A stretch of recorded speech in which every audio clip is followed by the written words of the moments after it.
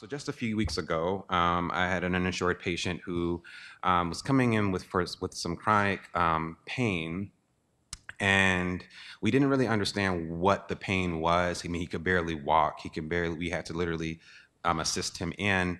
Long story short, the provider was very concerned that it could be prostate cancer.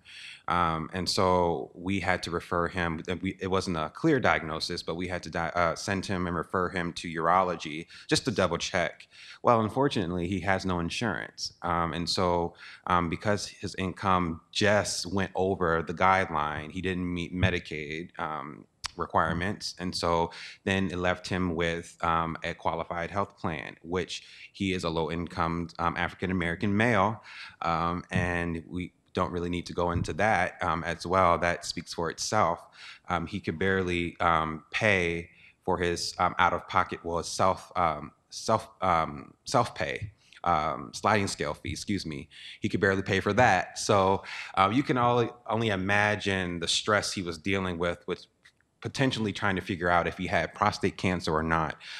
So my job is to make sure that he gets there, appropriately in appropriate time to make sure he can get his results back and we can kind of coordinate his care.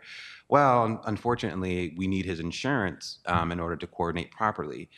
We sent him anyway, just to get checked for urology, and we haven't got the results yet, but unfortunately, just from him going to the visit, he is stuck with a humongous bill.